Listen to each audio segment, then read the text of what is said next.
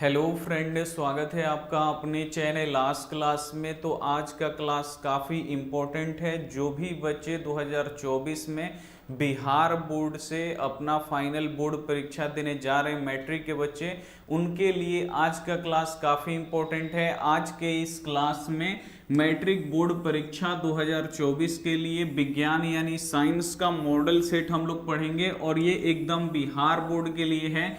एकदम काफ़ी इंपॉर्टेंट आज का क्लास होने वाला है, तो बिल्कुल आप लोग एकदम शुरू से लेकर अंत तक देखिए। इस मॉडल सेट में 50 क्वेश्चन हैं और आप लोग देखिएगा 50 के 50 प्रश्न हम आपको इतने अच्छी तरीके से हम आपको समझाएंगे कि आपको 100% समझ में आ जाएगा। तो चलिए, यहाँ पे बहुत सारे बच्चे जुड़ गए हैं, तो एक बार हम बच्चे लोगों का नाम ले लेते हैं। रोशन भाई बहुत ही बढ़िया, गुरु स्टडी मंसूर बहुत ही बढ़िया। चलिए सभी बच्चे जल्दी से आप लोग लाइव आ जाइए। ब्यूटी बहुत ही बढ़िया। और जो भी बच्चे अभी तक व्हाट्सएप ग्रुप में नहीं जुड़े हैं, आप लोग जुड़ जाइए बाबू। ये व्हाट्सएप नंबर है 8789307304। अगर आप लोग व्हाट्सएप ग्रुप में जुड़ जाइएगा तो आपको लाइव क्लास का लिंक मिलेगा, आपको टेस्ट का लिंक मिलेगा, पीडीएफ नोट्स जितना होता है सबका लिंक एक ही पे मिलेगा, आपको व्हाट्सएप ग्रुप में मिलेगा।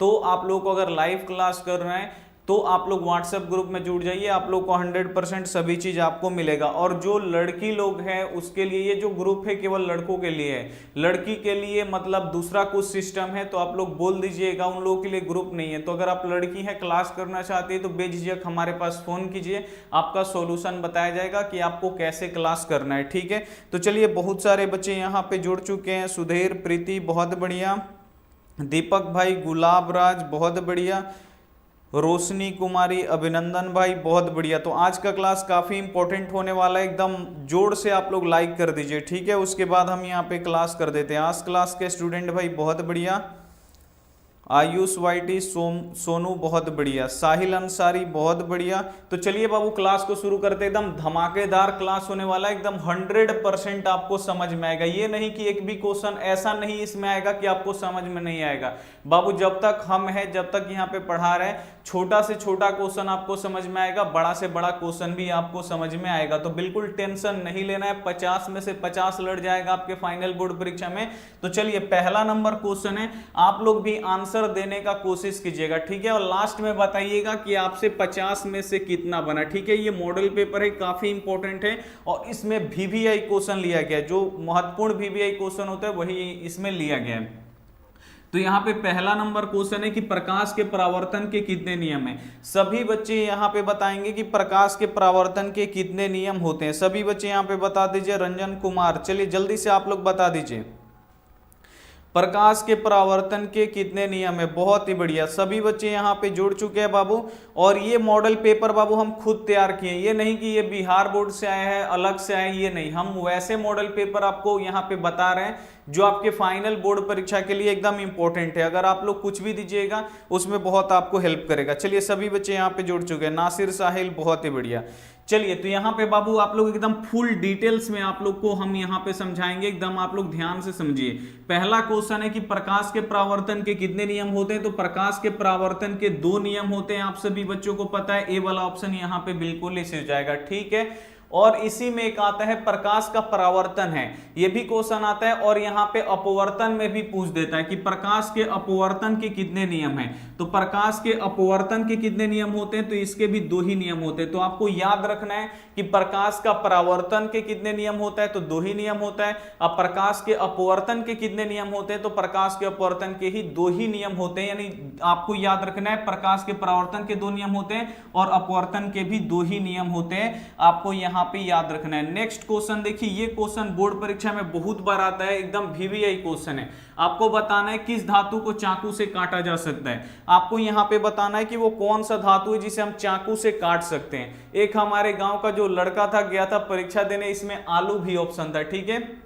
तो वो क्या किया था कि आलू पे टिक लगा दिया था कि आलू जो होता है चाकू से कटता है, लेकिन ये ध्यान में नहीं देखे वो कि वहां पे धातु पूछा है, ठीक है।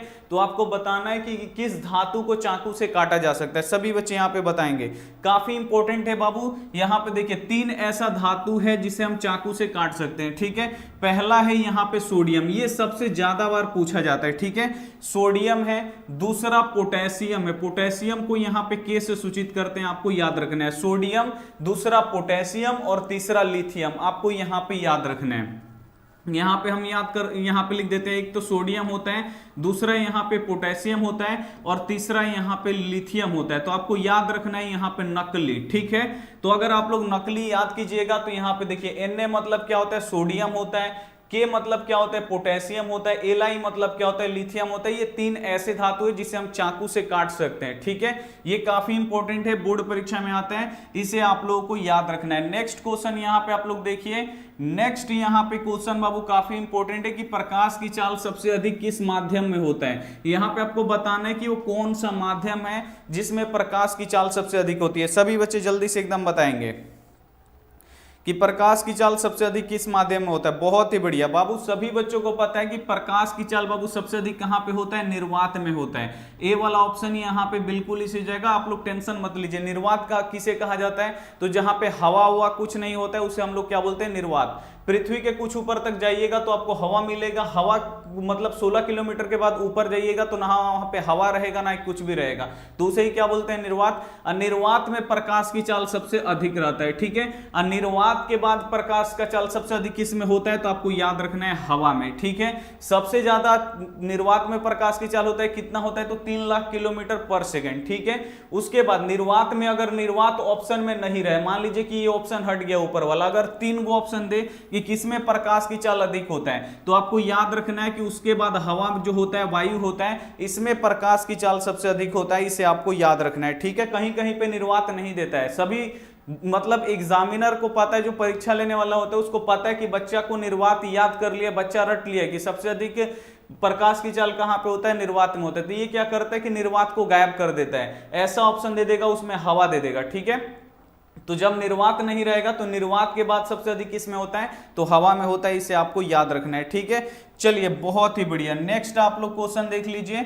नेक्स्ट क्वेश्चन हम यहां पे लगा देते हैं आपके लिए। चलिए ये भी जितना बाबू आज का क्वेश्चन पढ़ा रहे बहुत ही ज्यादा इंपॉर्टेंट है, अगर आपको स्ट्रॉन्ग करना है तो ऐसे ऐसे क्वेश्चन आपको पढ़ना पड़ेगा। पेड़ पौधों की पत्तियां हरा किसके कारण से होता है, आप लोग देखे होंगे कि किसी भी पेड़ पौधों की जो पत्तियां होती हैं वो हरा ही क्यों होता है, ठीक है। जो मनुष्य है वो क्या होता है बाबू, काला, गोरा, सांवला ये होता है, लेकिन जो पेड़ पौधे हैं उसका पत्ती एक ही जैसा होता है, एकदम हरा हरा। तो वो हरा क्यों होता है ये आपको पता होना चाहिए, ठीक है, क्लोरोफिल के द्वारा। बहुत ही बढ़िया। तो पेड़ पौधों की जो पत्तियां होती हैं बाबू, हरा किसके कारण से होता है, तो आपको याद रखना है क्लोरोफिल के कारण, ठीक है। हिंदी में इसे क्या बोलते हैं बाबू, हरित लवक। अगर कहीं हिंदी में हरित लवक आपको दिखाई दे दे हिंदी में तो आपको कंफ्यूजन नहीं है, क्लोरोफिल इंग्लिश नाम है, इसका हिंदी में क्या नाम है, हरित लवक है। इसी हरित लवक के कारण जो पेड़ पौधों की पत्तियां होती हैं वो हरी दिखाई देती हैं, इसे आपको याद रखना है। अब इसी में एक क्वेश्चन आता है कि क्लोरोफिल यानी जो हरित लवक होता है इसमें कौन सा तत्व पाया जाता है, तो हरित लवक में बाबू कौन सा तत्व पाया जाता है, तो आपको यहां पे याद रखना है कि जो हरित लवक होता है बाबू इसमें मैग्नीशियम पाया जाता है। क्या पाया जाता है, Mg, मैग्नीशियम पाया जाता है, इसे आपको याद रखना है, काफी इंपॉर्टेंट है। यहां पे देखिए मैग्नीशियम लिखा है, मैग्नीशियम को क्या बोलते हैं बाबू, Mg बोलते हैं, इसे आपको याद रखना है। चलिए नेक्स्ट क्वेश्चन यहां पे आप लोग देख लीजिए, काफी इंपॉर्टेंट क्वेश्चन है, आप लोग पढ़िए ध्यान से। ये भी क्वेश्चन बहुत ही ज्यादा इंपॉर्टेंट है। यहां पे देखिए सोडियम की परमाणु संख्या कितनी होती है, बार बार क्वेश्चन आता है कि जो सोडियम है बाबू, सोडियम को हम लोग चाकू से काट सकते हैं, चाकू से क्या कर सकते हैं, इसको काट सकते हैं। तो यहां पे आपको बताना है कि सोडियम की परमाणु संख्या कितनी होती है, बहुत ही इंपॉर्टेंट क्वेश्चन है। जल्दी आप लोग बताइए कि सोडियम की परमाणु संख्या कितनी होती है, तो सोडियम की जो परमाणु संख्या होती है वो 11 होती है। ए वाला ऑप्शन यहाँ पे बिल्कुल ही से जाएगा। अब यहाँ पे आपको पता होना चाहिए कि जो सोडियम है उसको हम चाकू से काट सकते हैं। दूसरा यहाँ पे बाबू सोडियम से आता है कि किसको हम किरोसिन तेल में डुबा के रखते हैं। ये क्वेश्चन काफी ज्यादा बार बोर्ड परीक्षा में आता है कि किसको हम लोग किरोसिन तेल में डुबा के रखते हैं। तो आपको याद रखना है कि जो सोडियम है बाबू इसको हम किरोसिन तेल में डुबा के रखते हैं। क्यों इसको किरोसिन तेल में डुबा के रखते हैं, क्योंकि जो सोडियम होता है ये अत्यंत ज्वलनशील होता है। जैसे ही किरोसिन तेल से बाहर निकालेंगे हवा के संपर्क में आएगा वो जलना शुरू कर देता है। इसीलिए इसको सुरक्षित रखने के लिए क्या करते हैं, किरोसिन तेल में डुबा के रखते हैं ताकि ये सुरक्षित रहे। तो आपको याद रखना है, सबसे पहले पूछता है कि किस धातु को चाकू से काटा जा सकता है, तो सोडियम को जो सोडियम धातु इसे हम चाकू से काट सकते हैं। सोडियम धातु की परमाणु संख्या कितना होता है, 11 होता है। और किसे किरोसिन तेल में डुबा के रखते हैं, तो सोडियम को किरोसिन तेल में डुबा के रखते हैं, इसे आपको याद रखना है। और जो सोडियम होता है बाबू, इसका संकेत क्या होता है, तो Na होता है, इसे आपको याद रखना है। नेक्स्ट आप लोग देख लीजिए, नेक्स्ट क्वेश्चन आपके स्क्रीन पे है, जल्दी से इसका आप लोग आंसर बता दीजिए। इसका मतलब 80% बच्चे इसका गलत आंसर देंगे और 20% ही यहां पे बच्चे सही आंसर देंगे। पेड़ पौधों में श्वसन में किस गैस का उपयोग किया जाता है? अब चलिए इसका आप लोग आंसर बताइए कि जो पेड़ पौधे होते हैं, हरे पेड़ पौधे होते हैं, वो श्वसन में किस गैस का उपयोग करते हैं? सभी बच्चे बताएंगे। और इसका आप लोग एकदम गलत आंसर बताइएगा, ये हमें पता है। चलिए आंसर आना शुरू हो चुका है, कार्बन डाइऑक्साइड, यानी कार्बन गैस यहाँ पे बच्चे लगा रहे हैं, एकदम लगा रहे हैं कि कार्बन डाइऑक्साइड होगा। बाबू गलत है सभी बच्चे। एक यहाँ पे बच्चा है ईना, क्या नाम है उसका, ईना मेहरनिया, क्या पता क्या है नाम, ईना नाम है उनका। यहाँ पे वो बोली है ऑक्सीजन, यहाँ पे देखिए सभी बच्चों का गलत है। यहाँ पे आप लोग ध्यान से देखिए, अगर बाबू क्वेश्चन रहता कि यहाँ पे क्वेश्चन रहता कि प्रकाश संश्लेषण में किस गैस का उपयोग होता है, तो प्रकाश संश्लेषण में बाबू वो भोजन बनाते हैं। आप लोग ध्यान से समझिए, यही क्वेश्चन आता है बोर्ड परीक्षा में और आप लोग गलत करके आ जाते हैं और बोलते हैं कि सर हम इतना बनाए हैं और हमारा गलत कैसे हो गया। तो आप लोगों को ध्यान में रखना है बाबू कि अगर प्रकाश संश्लेषण में पूछता है कि प्रकाश संश्लेषण में किस गैस का प्रयोग होता है, तो प्रकाश संश्लेषण में कार्बन डाइऑक्साइड का प्रयोग होता है, ये आपको याद रखना है। और श्वसन, मान लीजिए कि हम सांस ले रहे हैं तो हम कार्बन डाइऑक्साइड थोड़ी लेंगे, हम अगर सांस ले रहे हैं तो क्या ले रहे हैं, हम ऑक्सीजन गैस ले रहे हैं। श्वसन का मतलब सांस लेना, सांस लेना यानी श्वसन में किस गैस का उपयोग होता है, ऑक्सीजन गैस का उपयोग होता है। आपको काफी अच्छी तरीके से यहाँ पे समझना होगा। दूसरा बात ये होता है कि रात में आप लोग बूढ़े बुजुर्ग से सुने होंगे कि रात में वो लोग मना करता है पेड़ के नीचे सोने से। तो रात में बाबू वो पेड़ के नीचे क्यों नहीं सोना चाहिए, क्योंकि क्या होता है कि दिन में प्रकाश रहता है तो अपना भोजन दिन भर बनाता है, लेकिन रात में जब प्रकाश खत्म हो जाता है तो उस समय क्या होता है कि जो पेड़ पौधा होता है वो श्वसन हम लोगों की तरह करने लगता है। ठीक है, दिन में भी करता है, लेकिन दिन में प्रकाश संश्लेषण करते हैं तो इसका ज्यादा इफेक्ट नहीं पड़ता है, लेकिन रात में प्रकाश संश्लेषण की क्रिया रुक जाती है और रात में क्या होता है, केवल वो श्वसन करता है। श्वसन में क्या करेगा बाबू, ऑक्सीजन गैस लेता है और कार्बन डाइऑक्साइड गैस क्या करता है, छोड़ता है। तो ये आपको याद रखना, अगर पेड़ पौधों के नीचे सोइएगा तो आसपास का जितना ऑक्सीजन है वो अंदर ले लेगा और कार्बन डाइऑक्साइड छोड़ेगा, जिससे अगर आप लोग पेड़ पौधे के नीचे सोइएगा तो क्या होगा, दम घुटने से मौत भी हो जाता है, जिससे बोला जाता है कि भूत आया नट्टी दाब के उसको मार दिया, ये होता है। तो ये नहीं होता है बाबू, आप लोग यहाँ पे ध्यान दीजिएगा कि अगर एक बार हम लास्ट आपको बताते, अगर आपसे बोले कि पेड़ पौधे प्रकाश संश्लेषण की क्रिया में किसका उपयोग करते हैं, तो कार्बन डाइऑक्साइड का। अगर क्वेश्चन आ जाए कि पेड़ पौधे श्वसन में किस गैस का उपयोग करते हैं, तो श्वसन में आपका ऑक्सीजन गैस का उपयोग करते हैं, इसे आपको याद रखना है। अगर आपको याद रहेगा कि नहीं, जल्दी से एक बार आप लोग बताइए। 20 में से 19 सही हुआ था, प्लीज मेरा लिस्ट में नाम दीजिए। लिस्ट में नाम कब आएगा, जब आप लोग 8 बजे से लेके 2 बजे दिन तक अगर आप लोग टेस्ट दीजिएगा तो नाम आएगा। 2 बजे के बाद 1 मिनट भी ज्यादा हो जाएगा तो आप लोगों का लिस्ट में नाम नहीं आएगा, इसीलिए 8 से 2 टाइम रखा गया है टेस्ट का। तो 8 से 2 आप लोग टेस्ट दीजिए, उसके बाद लिस्ट में आपका नाम आएगा। ठीक है, टेस्ट में उन्हीं लोगों का नाम आता है। लाइव अगर आप लोग टेस्ट दीजिएगा 2 से 8 से 2, तो आप लोगों का कितना सही हो रहा है कितना गलत हो रहा है कुछ भी नहीं बताएगा। अगर आप लोग 2, 3 बजे, 4 बजे, 5 बजे दे रहे हैं टेस्ट का समय खत्म होने के बाद, तो उसमें आपको नंबर उसी वक्त दिखा देगा। ठीक है, आकाश का 20 में से 20 आया था, बहुत ही बढ़िया, आप लोग मेहनत करिए। ये बाबू समझ में आ गया। अगर पेड़ पौधा चाहे मनुष्य हो चाहे कोई भी जीव जंतु, अगर श्वसन बोलेगा तो ऑक्सीजन आपको जवाब देना है, प्रकाश संश्लेषण बोलेगा तो बाबू कार्बन डाइऑक्साइड देना है। भुलाइएगा नहीं ना, जल्दी बताइए। चलिए अगला क्वेश्चन यहां पे देखिए बाबू, अगला क्वेश्चन है कि वास्तविक प्रतिबिंब कैसा होता है। जल्दी से इसका आप लोग आंसर बताइए। हम आपको बताए थे कि वास्तविक प्रतिबिंब कैसा होता है, तो बाबू वास्तविक प्रतिबिंब ये काफी इंपॉर्टेंट क्वेश्चन है, बोर्ड परीक्षा में आता है। तो वास्तविक जो प्रतिबिंब होता है ये उल्टा होता है, और जो काल्पनिक प्रतिबिंब होता है, जो काल्पनिक प्रतिबिंब होता है ये क्या होता है बाबू, सीधा होता है। तो दोनों आपको याद रखना है, वास्तविक प्रतिबिंब उल्टा होता है और काल्पनिक प्रतिबिंब कैसा होता है, सीधा होता है। अब यहां पे क्वेश्चन आता है कि किस प्रतिबिंब को हम पर्दे पे उतार सकते हैं। तो जो वास्तविक प्रतिबिंब है इसे हम पर्दे पे उतार सकते हैं, लेकिन जो काल्पनिक प्रतिबिंब होता है इसे हम पर्दे पर नहीं उतार सकते। तो 4 क्वेश्चन अब भी आपका क्लियर हो जाएगा अगर आप लोग ध्यान से समझिएगा। तो सबसे पहला क्वेश्चन आता है कि वास्तविक प्रतिबिंब कैसा होता है, पहला क्वेश्चन। तो वास्तविक प्रतिबिंब उल्टा। काल्पनिक, दूसरा क्वेश्चन आता है कि काल्पनिक प्रतिबिंब कैसा होता है। तो काल्पनिक प्रतिबिंब कैसा होता है, सीधा होता है, ठीक है। और एक क्वेश्चन आता है कि किस प्रतिबिंब को हम पर्दे पे उतार सकते हैं। तो आपको याद रखना है कि जो वास्तविक प्रतिबिंब है इसे हम पर्दे पे उतार सकते हैं, और जो काल्पनिक प्रतिबिंब होता है बाबू इसे हम पर्दे पर नहीं उतार सकते। तो ये 4 क्वेश्चन आपका क्लियर हो गया। इसी तरीके से आपको क्लियर करते हुए आपको पढ़ना है। चलिए नेक्स्ट क्वेश्चन है बाबू, ये एक बार हम आपको पढ़ा भी चुके हैं, चिप्स के पैकेट में कौन सा गैस भरा रहता है। इसमें हम आपको इंपॉर्टेंट 4 क्वेश्चन बताएंगे। एक क्वेश्चन आप लोग देख रहे हैं, इसमें हम आपको 4 को क्वेश्चन बताएंगे, और वो भी काफी इंपॉर्टेंट बोर्ड परीक्षा में आने वाला क्वेश्चन। चलिए जल्दी से आप लोग बताइए।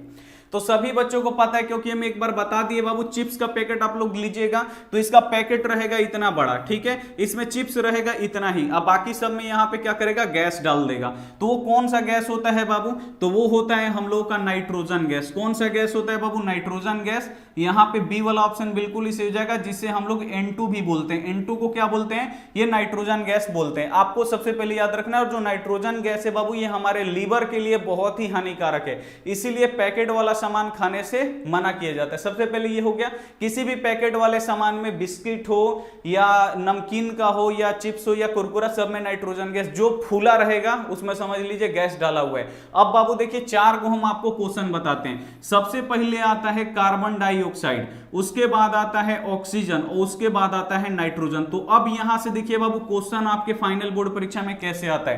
क्वेश्चन बाबू आपके फाइनल बोर्ड में आता है कि कौन सा गैस सबसे अधिक पाया जाता है। अगर आपको पता है तो एक बार आप लोग बताइए कि वायुमंडल में यानी पृथ्वी पे कौन सा गैस है जो सबसे अधिक पाया जाता है। देखते हैं और कितना प्रतिशत पाया जाता है। चलिए जल्दी से एक बार आप लोग बताइए कि वायुमंडल में कौन सा गैस सबसे अधिक पाया जाता है। हम यहाँ पे आंसर आप लोगों का देख रहे हैं, जल्दी से एक बार आप लोग बताइए।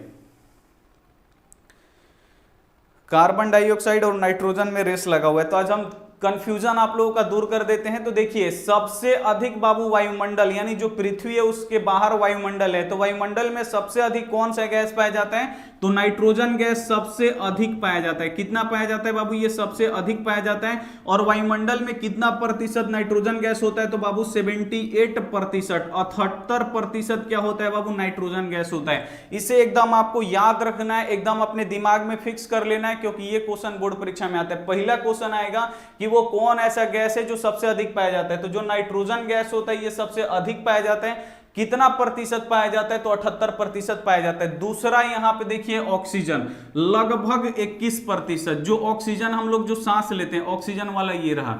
यहां पे आप लोग ध्यान से देखिए, जो ऑक्सीजन वाला होता है बाबू, ऑक्सीजन वाला ये रहा। ऑक्सीजन बाबू कितना प्रतिशत होता है, 21%। आपको यहां पे याद रखना है, ठीक है। अगर पूछ दे बाबू कि वायुमंडल में ऑक्सीजन कितना प्रतिशत होता है जिसे हम लोग सांस लेते हैं, हम सांस ले या पेड़ पौधा सांस ले या जीव जंतु सांस ले, अगर श्वसन बोलेगा तो ऑक्सीजन ही सब लोग श्वसन करता है, ठीक है। तो अब देखिए यहाँ पे ऑक्सीजन कितना पाया जाता है, तो 21% पाया जाता है। और जो सबसे ज्यादा इसमें क्वेश्चन आता है वो कार्बन डाइऑक्साइड से आता है। पूछा जाता है कि वायुमंडल में कार्बन डाइऑक्साइड कितना प्रतिशत पाया जाता है, तो आपको याद रखना है कि 0.03% आपको याद रखना। और ये सबसे हानिकारक जो गैस होता है बाबू यही कार्बन डाइऑक्साइड है, यही इसका मात्रा वायुमंडल में बढ़ता है तो प्रदूषण बढ़ता है। ये प्रदूषण ही है, कार्बन डाइऑक्साइड मतलब क्या, प्रदूषण ही है, इसे आपको याद रखना है, ठीक है। अब आपको समझ में आ गया। एक बार हम जल्दी से इसका रिवीजन करवा देते हैं। अगर क्वेश्चन आएगा कि सबसे अधिक गैस कौन सा पाया जाता है वायुमंडल में, तो नाइट्रोजन गैस, ठीक है। नाइट्रोजन गैस कितना प्रतिशत पाया जाता है, 78%। दूसरा क्वेश्चन आता है कि ऑक्सीजन गैस वायुमंडल में कितना पाया जाता है, तो 20 पॉइंट ऐसे कुछ रहता है, 20 पॉइंट यहाँ पे 9 कुछ ऐसे रहता है समथिंग, इसको लगभग हम लोग 21 मानते हैं, ठीक है, 21%। तो 21% यहाँ पे लगभग हो जाएगा। उसके बाद देखिए क्वेश्चन इससे सबसे ज्यादा आता है कि कार्बन डाइऑक्साइड वायुमंडल में कितना पाया जाता है। तो आज बाबू स्क्रीनशॉट ले लीजिए, 0.03%। अगर इसे आप लोग याद रखिएगा तो सोने पे सुहागा हो जाएगा, ये हमारा गारंटी है। अगर आपको स्क्रीनशॉट लेना है तो जल्दी से एक बार आप लोग स्क्रीनशॉट ले लीजिए, और सबका आपको क्या करना है एकदम आपको याद रखना है। जल्दी से एक बार आप लोग स्क्रीनशॉट ले लीजिए। 0.03%। कैसा लग रहा है क्लास, एक बार आप लोग बता दीजिए, स्क्रीनशॉट ले लिए होंगे। चलिए नेक्स्ट अब हम लगाते हैं बाबू। नेक्स्ट आप लोग यहां पे देखिए, नेक्स्ट यहां पे बाबू क्वेश्चन है कि प्रतिबिंब की ऊंचाई तथा वस्तु के ऊंचाई के अनुपात को क्या कहते हैं। जब आप लोग, हम आपको पीडीएफ नोट्स दिए थे प्रकाश के परावर्तन जब पढ़ाए थे, उसी में ये है, आपको बताना है कि प्रतिबिंब की ऊंचाई तथा वस्तु के ऊंचाई के अनुपात को क्या बोलते हैं बाबू, आवर्धन बोलते हैं। तो ये तो क्वेश्चन आपका हो गया आवर्धन। अब देखिए इससे कितना इंपॉर्टेंट क्वेश्चन आता है। क्वेश्चन ये आता है कि आवर्धन का एसआई मात्रक क्या होता है। तो बाबू आपको खटाक से जवाब देना है कि आवर्धन का कोई भी एसआई मात्रक नहीं होता है। इसे आपको याद रखना है, आवर्धन का कोई भी एसआई मात्रक नहीं होता है, ये मात्रक विहीन होता है। क्या होता है बाबू, ये मात्रक विहीन होता है। विहीन का मतलब क्या होता है बाबू, कि इसका मात्रक नहीं होता है। डायरेक्ट आप लोग याद रखिएगा, अगर क्वेश्चन आएगा, क्वेश्चन आता है कि आवर्धन का एसआई मात्रक क्या होता है, तो मात्रक नहीं होता है, ये मात्रक विहीन होता है। इसे आपको याद रखना है, ठीक है। नेक्स्ट क्वेश्चन पे चलते हैं। नेक्स्ट क्वेश्चन आप लोग देखिए, अम्ल स्वाद में कैसा होता है। बाबू ये क्वेश्चन आता है, अभी इतना मत सोचिएगा कि एकदम हल्का क्वेश्चन है, नहीं आएगा। क्वेश्चन आता है कि अम्ल स्वाद में बाबू कैसा होता है। तो जो अम्ल होता है, जो एसिड होता है, जब अम्ल खाइएगा तो क्या लगता है बाबू, हम लोग को खट्टा लगता है। जितना चीज अगर खट्टा लगेगा समझिए उसमें एसिड है, उसमें अम्ल है। जैसे हम लोग नींबू खाते, तो नींबू को अगर लेंगे मुंह में तो कैसा लगता है, एकदम खट्टा लगता है। जैसे इमली बोलेंगे, अभी आपके मुंह में पानी आ जाएगा। बहुत सारे बच्चों को यहाँ पे पानी आ जाएगा मुंह में। तो यहाँ पे देखिए, जो इमली होता है, यानी जो भी चीज खट्टा लगेगा, नींबू, संतरा, जितने भी खट्टे फल होते हैं, उसमें क्या होता है बाबू, एसिड होता है, अम्ल होता है। इसे आपको याद रखना है। अम्ल स्वाद में कैसा होता है, खट्टा होता है। और जो क्षार होता है, आपको यहाँ पे याद रखना है, जो क्षार होता है, नमक खाते हैं तो कड़वा लगता है ना। तो क्षार जो होता है बाबू, वो स्वाद में कड़वा होता है। तो दोनों ही क्वेश्चन फाइनल बोर्ड परीक्षा में आता है। पहला आता है कि अम्ल स्वाद में कैसा होता है, तो अम्ल स्वाद में खट्टा होता है, ठीक है। क्षार स्वाद में कैसा होता है, तो जो क्षार होता है बाबू, ये स्वाद में कड़वा होता है। इसे आपको याद रखना है, काफी इंपॉर्टेंट है। अब यहाँ पे बाबू क्वेश्चन आता है कि अम्ल का पीएच मान कितना होता है। तो आपको याद रखना है कि जो एसिड होता है, इसका पीएच मान 0 से लेकर 7 के बीच में होता है, ठीक है, अम्ल का पीएच मान। और जो क्षार होता है, इसका पीएच मान तो 7 से लेकर 14 के बीच में होता है। इसे आपको याद रखना है, काफी इंपॉर्टेंट क्वेश्चन है, मस्त क्वेश्चन है। चलिए नेक्स्ट क्वेश्चन हम आपके लिए लगाते हैं। इसका हम आपको ट्रिक बताए थे, अगर आपको ट्रिक याद है, यहां पे देखिए पढ़ते हैं, सरदार सरोवर बांध किस नदी पर है। तो हम आपको बताए थे कि जो सरदार लोग होते हैं वो नर्म होते हैं। तो इससे ही जल्दी से आप लोग पकड़िए और इससे आप लोग जल्दी से बताइए इसका आंसर क्या होगा। बाबू यहाँ पे आपको बताना है कि जो सरदार सरोवर बांध है वो किस नदी पर है। तो हम आपको बताए थे कि जो सरदार दिल होता है, ये लोग नर्म किस्म का आदमी होते हैं, यानी जल्दी झगड़ा नहीं करता है लोग। तो देखिए सरदार नर्म होता है। नर्म का मतलब क्या हुआ बाबू, नर्मदा। आप लोग इससे पकड़िएगा और ये क्वेश्चन बार बार आता है। और भाखड़ा नांगल बांध किस नदी पर है, तो भाखड़ा नांगल जो बांध है ये सतलज नदी पर है, या सतलुज भी बोला जाता है, या सतलज भी बोला जाता है, आपको याद रखना है, ठीक है। नेक्स्ट क्वेश्चन पे हम लोग चलते हैं। नेक्स्ट क्वेश्चन आप लोगों का ये रहा। ये भी क्वेश्चन काफी इंपॉर्टेंट है, मोस्ट वीवीआई क्वेश्चन है कि धातुओं की प्रकृति कैसी होती है। बाबू जो धातु होते हैं, एक धातु होता है, एक अधातु होता है, एक उपधातु होता है। तो जो धातु होता है बाबू, उसकी प्रकृति कैसी होती है, तो आपको याद रखना है कि जो धातु होते हैं ये विद्युत धनात्मक होते हैं, यानी ये इलेक्ट्रॉन का त्याग करते हैं। इलेक्ट्रॉन का त्याग करके ये विद्युत धनात्मक बन जाते हैं, इसे आपको याद रखना है। दूसरा क्वेश्चन आता है कि अधातु कैसे होते हैं। तो यहां पे हम लिख देते हैं कि जो अधातु होते हैं, जो अधातु होते हैं बाबू, वो कैसे होते हैं, तो वो विद्युत ऋणात्मक होते हैं। दोनों क्वेश्चन आपको याद रखना है। धातु की प्रकृति कैसी होती है, तो विद्युत धनात्मक होता है, और अधातु की बाबू प्रकृति कैसी होती है, तो विद्युत ऋणात्मक होता है। इसे आपको याद रखना है, काफी इंपॉर्टेंट है। नेक्स्ट क्वेश्चन आप लोग देखिए। नेक्स्ट क्वेश्चन काफी इंपॉर्टेंट है कि लोहे को जंग से बचाने के लिए किसका लेप लगाया जाता है। जल्दी से आप लोग बताइए कि लोहे को अगर जंग से बचाना है बाबू, तो उसको हम किसका लेप लगाएंगे। काफी इंपॉर्टेंट क्वेश्चन है, बोर्ड परीक्षा में आता है कि लोहे को जंग से बचाने के लिए किसका लेप लगाया जाता है। तो बाबू आपको याद रखना है जिंक। जिंक का हम लेप लगाते हैं। डी वाला ऑप्शन यहाँ पे बिल्कुल इसी जगह, काफी इंपॉर्टेंट है। अब यहाँ पे क्वेश्चन बाबू ये आता है, एक वीवीआई क्वेश्चन हम आपको इसी में बता रहे हैं कि लोहे पर जिंक से लेप, यहाँ पे देखिए लोहे को अगर हम जिंक से लेप करते हैं तो उस प्रक्रिया को क्या कहते हैं। तो लोहे पर जिंक की परत चढ़ाने की प्रक्रिया को हम लोग गैल्वेनाइजेशन, यहाँ पे देखिए गैल्वेनाइजेशन कहते हैं। इसे आपको याद रखना है, काफी इंपॉर्टेंट है। यहाँ पे देखिए अगला क्वेश्चन यहाँ पे देख लीजिए, अगला क्वेश्चन है यहाँ पे 14 नंबर, ये भी काफी इंपॉर्टेंट है, बोर्ड परीक्षा में आता है कि विद्युत बल्ब का जो फिलामेंट होता है वो किसका बना होता है। आप लोगों को पता होगा यही होता है विद्युत बल्ब का ये फिलामेंट। अब आपको बताना है, इसमें एक और इंपॉर्टेंट क्वेश्चन बताएंगे, आप लोग जल्दी से बताइए कि जो बल्ब होता है बाबू, इसमें यहाँ पे इसका जो फिलामेंट होता है ये किसका बना होता है। तो विद्युत बल्ब का जो फिलामेंट होता है आपको याद रखना है ये टंगस्टन का बना होता है। डी वाला ऑप्शन बिल्कुल इस हो जाएगा। अब यहाँ पे एक और क्वेश्चन पूछा जाता है जिसे आप लोगों को बिल्कुल ध्यान से समझना है कि विद्युत बल्ब के अंदर कौन सा गैस भरा रहता है। आप लोग ट्यूबलाइट देखते हैं, जो मरकरी होता है ये भी ऐसे फोड़िएगा तो इसको आवाज करेगा, इसमें जो गैस होता है वो बाहर निकलता है। तो आपको बताना है कि विद्युत बल्ब के अंदर कौन सा गैस भरा रहता है, तो निष्क्रिय गैस भरा रहता है, इसे आपको याद रखना है। कौन सा गैस, तो निष्क्रिय गैस भरा रहता है, इसे आपको याद रखना है। क्या आपको याद रहेगा, ब्यूटी, सपना चौधरी, अमित भाई, श्रीराम भाई, निगम भाई बहुत बढ़िया, आयुष, रंजीत, अमित, रवि रंजन भाई बहुत बढ़िया, दिलावर भाई, रंजीत भाई, गंगा, साजिद, सपना बहुत बढ़िया। क्या आपको याद रहेगा, पहला क्वेश्चन पूछेगा कि विद्युत बल्ब का फिलामेंट किसका बना होता है, तो टंगस्टन का बना होता है। अब विद्युत बल्ब के अंदर कौन सा गैस भरा रहता है, तो निष्क्रिय गैस भरा रहता है, इसे आपको याद रहेगा। बहुत ही बढ़िया बोल रहे हैं सर, याद रहेगा। कौन है भाई, ये है डेंजर भाई, बहुत बढ़िया।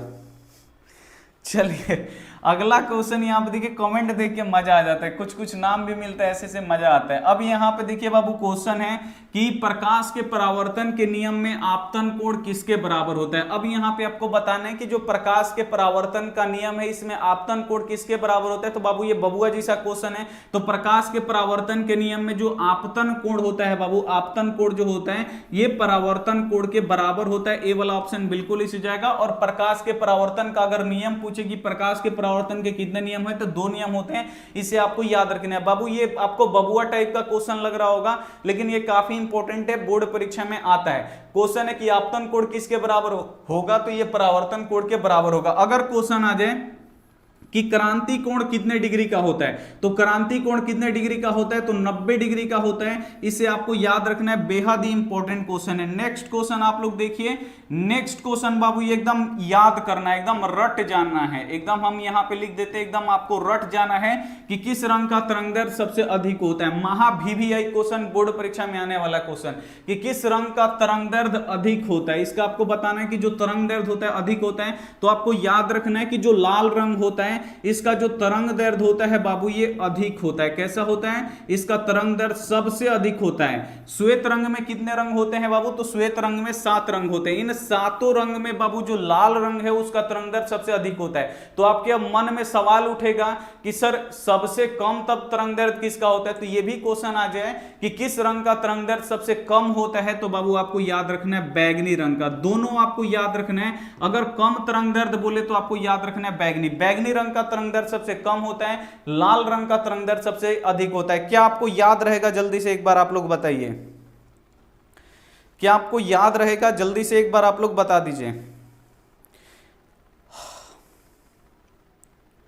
याद रहेगा, बहुत ही बढ़िया। चलिए नेक्स्ट आप लोग देख लीजिए, नेक्स्ट क्वेश्चन बाबू सभी आपको समझ में आएगा, इसके लिए हमें इधर आना पड़ेगा। यहां पे क्वेश्चन है कि किस दर्पण में बड़ा प्रतिबिंब बनता है। तो चलिए अब आप लोग बता दीजिए कि वो कौन सा दर्पण है जिसमें बड़ा प्रतिबिंब बनता है। तो बाबू हम आपको बताए थे कि किस दर्पण में बड़ा प्रतिबिंब बनता है, तो आपको याद रखना है जो उत्तल दर्पण है इसमें छोटा प्रतिबिंब बनता है। हम यहाँ पे लिख देते हैं, आप लोग याद रखिए। समतल दर्पण में एकदम बराबर प्रतिबिंब बनता है, जिसमें हम लोग अपना चेहरा देखते हैं, इसमें एकदम बराबर प्रतिबिंब बनता है। और जो अवतल दर्पण होता है इसमें बाबू बड़ा भी प्रतिबिंब बनता है और छोटा भी प्रतिबिंब बनता है। आप लोग कंफ्यूजन में मत रहिएगा, ठीक है। तो यहां पे बोल रहा है कि किसमें बड़ा प्रतिबिंब बनता है बाबू, तो बड़ा कौन में बनता है, तो अवतल दर्पण में बनता है। इसीलिए दाढ़ी, देखिए दाढ़ी बनाने में या हजामत बनाने में किसका प्रयोग किया जाता है, तो अवतल दर्पण का ही प्रयोग किया जाता है, इसे आपको याद रखना है। उत्तल दर्पण में छोटा प्रतिबिंब बनता है और जो समतल दर्पण होता है इसमें बराबर एकदम प्रतिबिंब बनता है, इसे आपको याद रखना है। जितना बड़ा हम लोगों का चेहरा होगा, जिसमें हम लोग घर में आईना जिसे बोलते हैं, उसमें वो समतल दर्पण लगा होता है।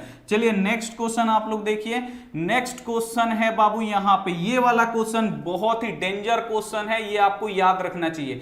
किसको पानी में डुबा के रखा जाता है। अब यहाँ पे आपको बताना है कि वो कौन सा यहाँ पे तत्व है या कौन सा धातु है जिसे हम पानी में डुबा के रखते हैं। बहुत ही ज्यादा इंपॉर्टेंट क्वेश्चन है।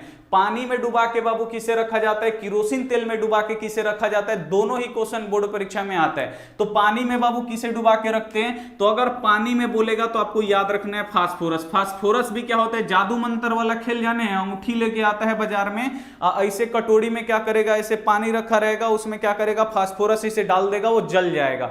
तो वो क्या होता है बाबू, तो यहां पे देखिए वो फास्फोरस होता है, आपको याद रखना है। जो फास्फोरस होता है इसको पानी में डुबा के रखा जाता है। पानी में से निकालेगा फास्फोरस और ऊपर क्या करेगा, ऐसे जैसे निकाल के मारेगा कपड़ा पे तो कपड़ा जल जाएगा।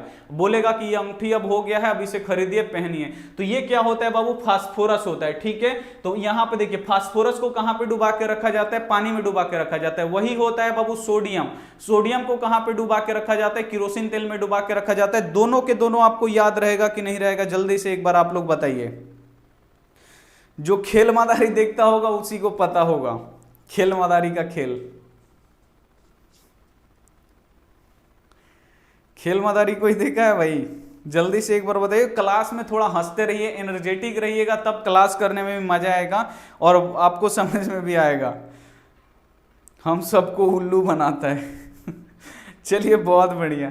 तो यहाँ पे आपको बाबू दो को क्वेश्चन आपको याद रखना है। पानी में डुबा के किसे रखा जाता है, फास्फोरस को, और किरोसिन तेल में डुबा के किसे रखा जाता है, तो सोडियम को रखा जाता है। दोनों के दोनों बाबू आपको याद रखना है। चलिए नेक्स्ट अब हम लगाते हैं, नेक्स्ट क्वेश्चन का आप लोग आंसर दीजिए।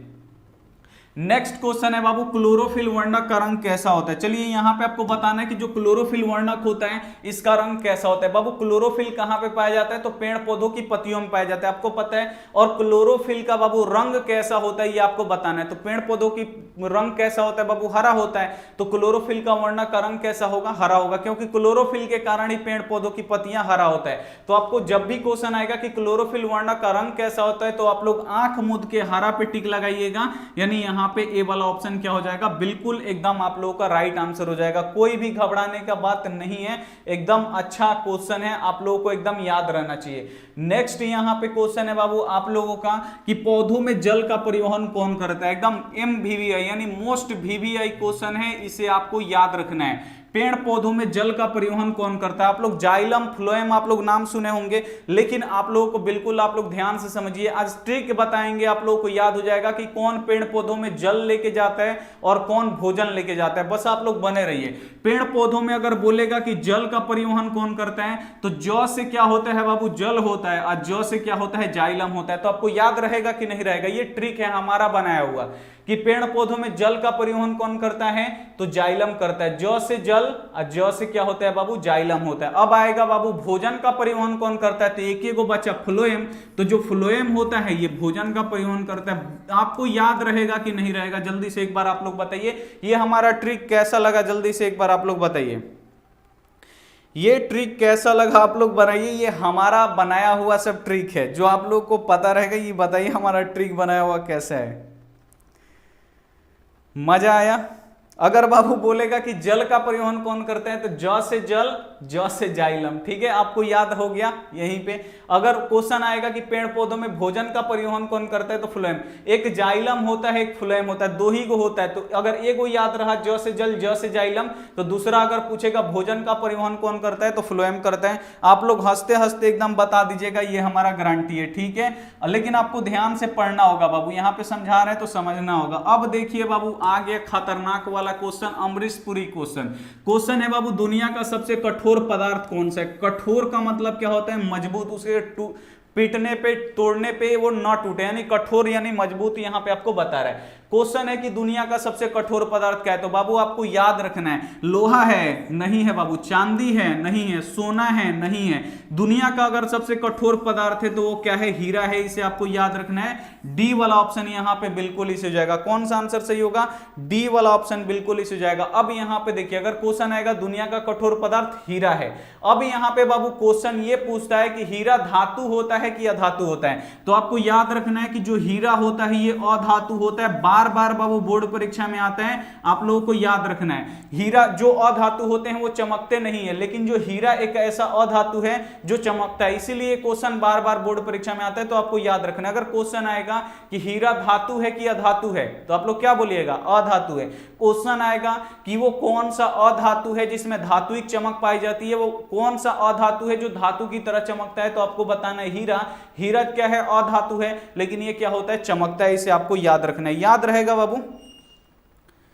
एक हीरा होता है नागमणि वाला, जो सांप निकालता है मुंह से, वो नागमणि वाला हीरा है, तो वो हीरा का बात नहीं हो रहा है। यहाँ पे जो हीरा होता है ये कार्बन का अपरूप होता है बाबू, कार्बन। कोयला आप लोग जानते हैं ना, कोयला से ही हीरा बनता है, आपको याद रखना है। एक वो कोयला है जो 8 रुपए किलो बेचता है, और ये जो 1 ग्राम जो होता है ये करोड़ों में मिलता है। तो दो चीज एक ही चीज से निकलता है, इसीलिए बोला जाता है कि संगहत में रहिए। तो संगहत में रहिए, तो जो अपने का दोस्त का अच्छा गुण है वही सीखिए। अब ये नहीं कि दोस्त पान खा रहा है, दोस्त इधर उधर बगा रहा है तो आप भी उसके साथ घूमने लगे, ऐसा आपको काम नहीं करना है, ठीक है।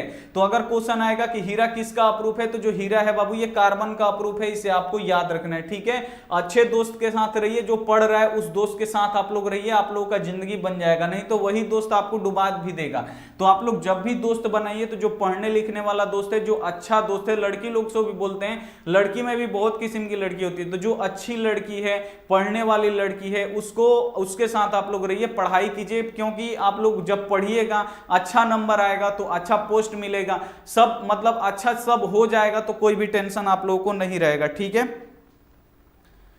ठीक है, चलिए अगला क्वेश्चन है कि किस दर्पण का प्रयोग मोटर गाड़ी के अग्रदीप। अब देखिए बाबू यहाँ पे प्योर हिंदी में देता है अग्रदीप। अब बच्चा बोलेगा कि गाड़ी में अग्रदीप क्या होता है, तो अग्रदीप माने बाबू क्या होता है, हेडलाइट होता है। क्या होता है बाबू, हेड LIGHT, हेडलाइट होता है। क्या होता है बाबू, हेडलाइट होता है। तो आपको अगर क्वेश्चन दे देगा कि किस दर्पण का प्रयोग मोटर का हेडलाइट, हेडलाइट बाबू दूगो होता है, दूगो बत्ती आप लोग देखें ना, बोलेरो में देखते होंगे, या मोटरसाइकिल में एक एक हेडलाइट होता है। तो आपको बताना है कि मोटर गाड़ी के हेडलाइट यानी अग्रदीप में किस दर्पण का प्रयोग होता है, तो अवतल दर्पण का प्रयोग होता है।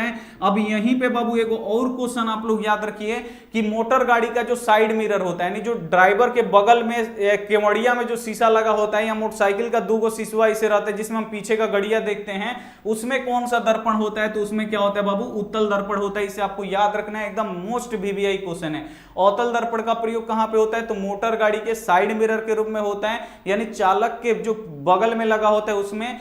हेडलाइट और बैकलाइट में किसका प्रयोग होता है, तो अवतल दर्पण का होता है। बाबू याद रहेगा, बिल्कुल याद रहेगा। अगला क्वेश्चन देखिए, अगला क्वेश्चन बाबू एकदम हलवा क्वेश्चन है आप लोगों के लिए कि प्रकाश गमन करता है। तो प्रकाश बाबू कैसे गमन करता है, तो आप लोग बोलिएगा सर एकदम सीधा गमन करता है। प्रकाश कैसे गमन करता है, सीधा गमन करता है। प्रकाश ऐसे थोड़ी गमन करता है, टेढ़ा टेढ़ा ऐसे नहीं करता है, प्रकाश एकदम सीधा गमन करता है। ए वाला ऑप्शन यहाँ पे बिल्कुल ही से जाएगा, आपको याद रखना है, ठीक है। और प्रकाश कैसा तरंग है, तो बाबू तो प्रकाश विद्युत चुंबकीय तरंग है। अब प्रकाश किसका रूप है, ये भी क्वेश्चन आता है, तो प्रकाश ऊर्जा का एक रूप है, इसे आपको याद रखना है। नेक्स्ट यहाँ पे आप लोग क्वेश्चन देखिए, नेक्स्ट यहाँ पे बाबू क्वेश्चन है, ये वाला क्वेश्चन बाबू आप लोग आज ही याद कर लीजिए, मतलब कल के लिए इसे मत छोड़िए, इसे आज ही आप लोग याद कर लीजिए कि किसी भी उदासीन विलयन का पीएच मान कितना होता है, यहां पे आपको बताना है। तो सभी बच्चे बताएंगे कि किसी भी उदासीन यानी न्यूट्रल विलयन का पीएच मान कितना होता है। तो किसी भी उदासीन विलयन का अगर बोला जाए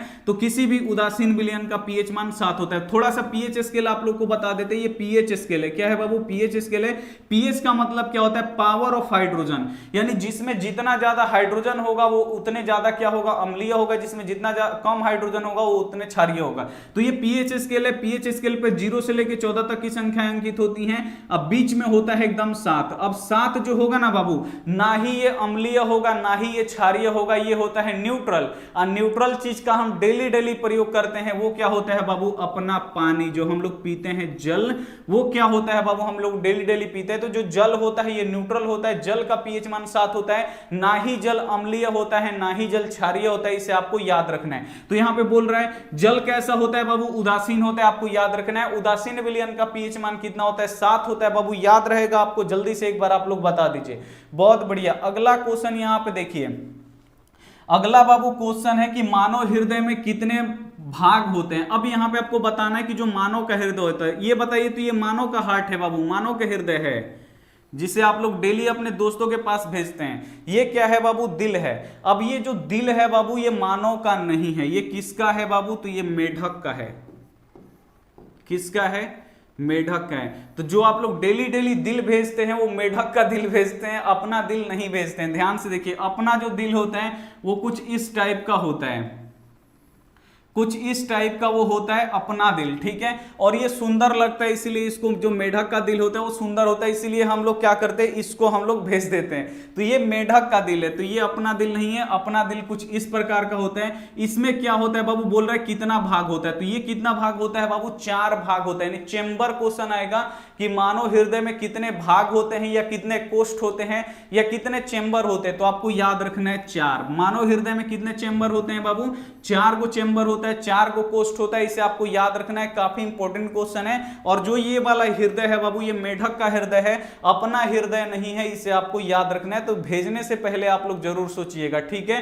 चलिए नेक्स्ट क्वेश्चन आप लोग देख लीजिए। नेक्स्ट क्वेश्चन है कि रक्त लाल किसके कारण से होता है। ये भी मोस्ट वीवीआई क्वेश्चन है, इसे आपको याद रखना है, ठीक है। इसे आपको याद रखना है कि जो मानव का रक्त होता है बाबू, जो खून होता है वो कैसा होता है? बिल्कुल लाल होता है। लाल किसके कारण से होता है? तो बाबू हीमोग्लोबिन। काफी इंपॉर्टेंट है, आप लोग इसे याद रखिए, बोर्ड परीक्षा में एकदम आता है कि रक्त किसके कारण से लाल होता है, तो हीमोग्लोबिन के कारण से लाल होता है। और हीमोग्लोबिन में कौन सा धातु पाया जाता है, ये भी क्वेश्चन आता है। तो हीमोग्लोबिन में कौन सा धातु पाया जाता है? तो लोहा पाया जाता है, यानी Fe इसको बोलते हैं इंग्लिश, मतलब केमिस्ट्री के भाषा में, ठीक है। लोहा पाया जाता है, इसे आपको याद रखना है। अब बाबू यहां पे खून आया यानी रक्त आया, तो लाल रक्त यहां पे पूछता है कि लाल रक्त का जीवन काल कितने दिन का होता है? 120 दिन का होता है। और जो श्वेत रक्त होता है, श्वेत रक्त का जीवन काल कितना होता है? तो 12 से लेके 20 दिन तक का होता है। इसे आपको याद रखना है। इतना आपको अगर याद रहेगा तो बाबू आप लोग मास्टर बन जाइएगा, आप लोग भी लगिएगा पढ़ाने 10वां का, ठीक है। चलिए नेक्स्ट क्वेश्चन आप लोग देख लीजिए। निम्नलिखित में से कौन एक उत्पाद है, उत्पादक है? अब देखिए बाबू, आपको समझ में नहीं आएगा कि उत्पादक क्या है, लेकिन जैसे ही हम आपको बताएंगे आप लोग उत्पादक का नाम आप लोग बताने लगेगा। अभी आपको नहीं पता होगा कौन उत्पादक है, अभी जस्ट बताते हैं। देखिए उत्पादक क्या होता है कि जो चीज अपना भोजन स्वयं बनाता है, यानी खुद से बनाता है, दूसरे किसी पे आश्रित नहीं होता है, वो उत्पादक होता है। जैसे पेड़ पौधा हो गया, ठीक है, ये उत्पादक है, ये अपना भोजन क्या करता है? स्वयं बनाता है। तो इसमें बोल रहा है कि कौन उत्पादक है? तो जो हिरण होता है ये अपना भोजन स्वयं नहीं बनाता है, आम नहीं बनाता है, कवक नहीं बनाता है। जो घास होता है बाबू, आप लोग जानते होंगे, हरे भरे जो घास होते हैं, ये क्या होता है कि सूर्य के प्रकाश की उपस्थिति में पेड़ पौधे होते हैं, ये अपना भोजन स्वयं बनाते हैं। जो अपना भोजन स्वयं बनाएगा उसे हम लोग क्या बोलेंगे? उत्पादक बोलेंगे। यहाँ पे अगर रहता हरे पेड़ पौधे तो वो भी हो जाता। इसे आपको यहाँ पे याद रखना है, ठीक है, आप लोगों को याद रहेगा। अगला क्वेश्चन यहाँ पे देख लीजिए बाबू।